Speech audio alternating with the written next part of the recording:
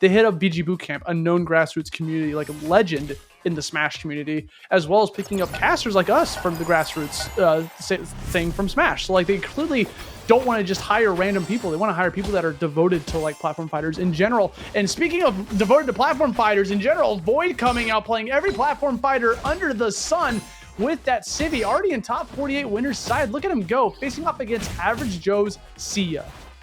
Yeah, two very familiar faces for any regular Xanadu watchers. Not that VoiD really goes to Xanadu, but if you watch Xanadu, I'm assuming you know who VoiD is, right?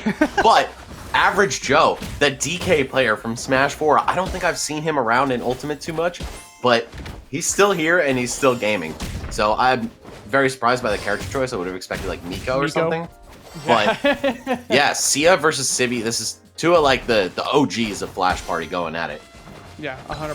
Seiya's got a lot of like intricacies that she can bring to the table. We haven't seen too much of this character besides MJ's set earlier on, but she's a pretty good character for what rightful reasons, right? She's got the 2 meters, very similar to what Heracles had earlier on.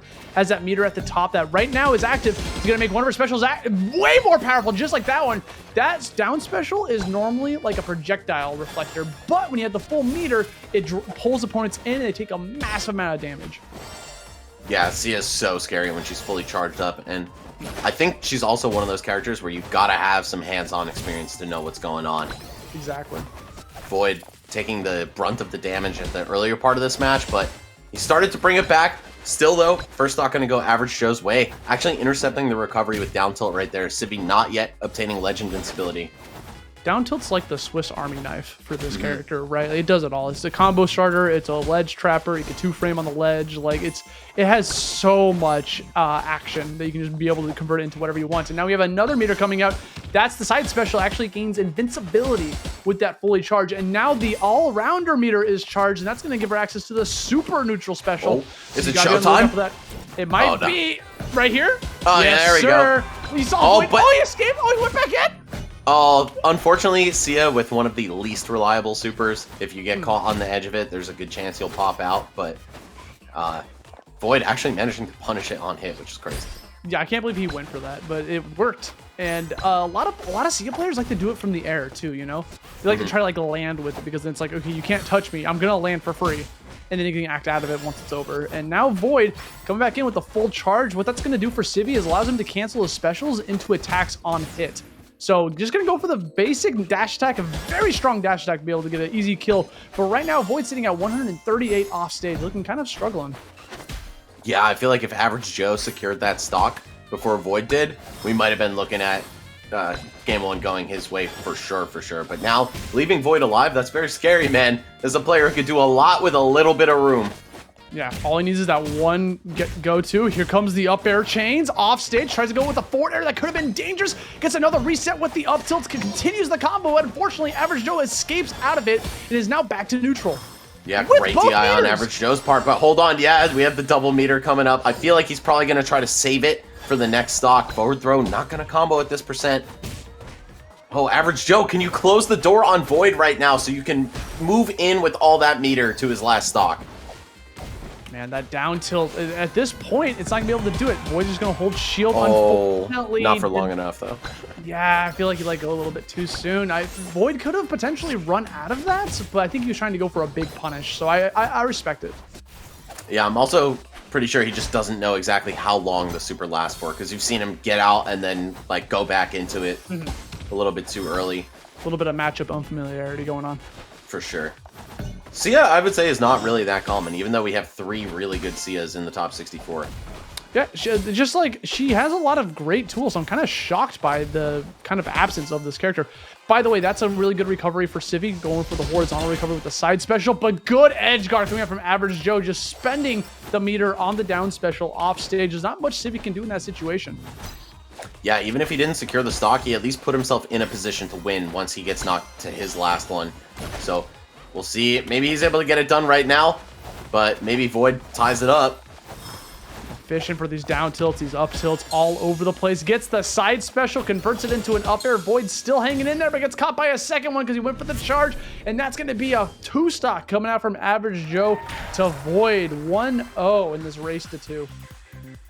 All right, starting to get a little spicy here. VoiD of course, if you've watched him play pretty much any game, you know that he's at least one of the favorites for top 8, right? But you stepped into the ring with some people who have been on the wave of this game for a long time, right? I'm not sure exactly how long VoiD has been playing in terms of like, you know, days and weeks and months. I'm sure he put his hours in, but even then you can't beat the experience of someone who's been plugged in to Flash Party for a long time. It looks like Average Joe is just that. Dude, on the other side of that coin, bro, I feel like VoiD was adapting in the middle of that game. You saw him. One of my favorite things about VoiD as a player is he is really good at testing stuff. He's not afraid to get in there on this really big attack and die for it if he learns something from it. Because I think that's what VoiD's doing. He's learning in that game 1. He's going to try to apply that knowledge into game number 2. And we'll see if that actually comes true. So keep an eye out for that next super neutral special coming out from Average Joe and see if VoiD actually gets an appropriate punish on it or not. Yeah, 100% agree with you, Aussie. Once you're down a certain amount in game 1, you just start playing for data, right? Yeah. Make it as close as you can, but don't like overexert yourself just trying to win. Try to figure out what your opponent does, what their character does, right? Again, it looks like Seaya isn't exactly too familiar for VoiD, but that said, going into the second game, even with some adaptation in play, VoiD is really falling behind, and Average Joe off to a great start here. Yeah, Average Joe's playing out of his mind, dude. Not looking like an Average Joe whatsoever. 116 damage. VoiD coming back in with the forward throw. Could not convert.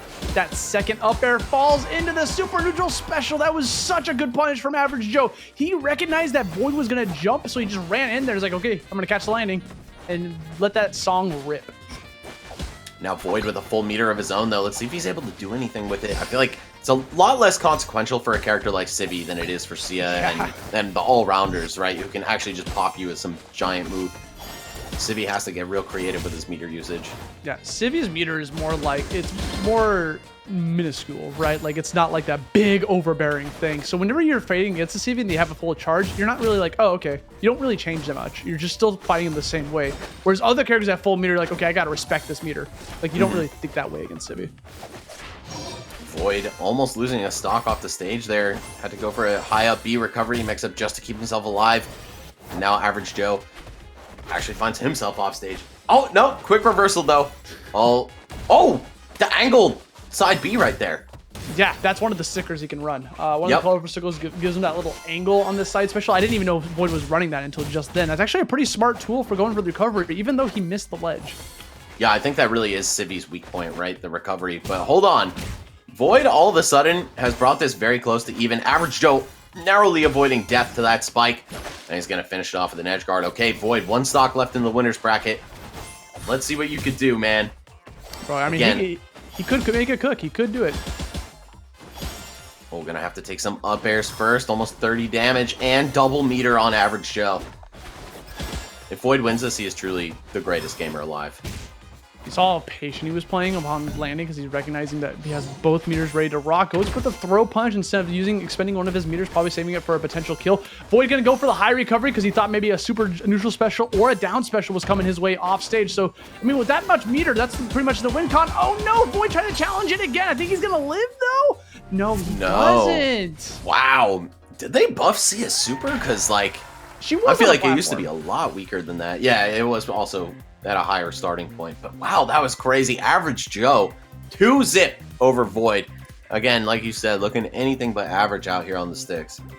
Yeah, and VoiD, put in a pretty good showing. We saw the adaptation coming in for game number 2, but you could just definitely tell that Average Joe knows exactly what he's doing in this matchup. Both times Average Joe used neutral super special was a case of trying to catch VoiD's landings, which is where he was struggling with, right? I feel like anytime VoiD was in the air, it's like, okay, how do I land? How do I land? And then the neutral super special came out and he was done for. Well, we got to see 2 EVO champions who actually won EVO together. Back to back on the stream. Yeah, VoiD and the cat. And hey, even though VoiD went to loser's bracket, he's still playing very well. I could tell Average Joe is good. Like, he is a good player. That Seaya is not to be trifled with. So we'll see if VoiD's able to make the run from the loser side into the top 8 or potentially even further. Meanwhile, I'm looking at the bracket. I see Nakat is fighting against Biggest Yosh, who's someone actually I've laddered against several times.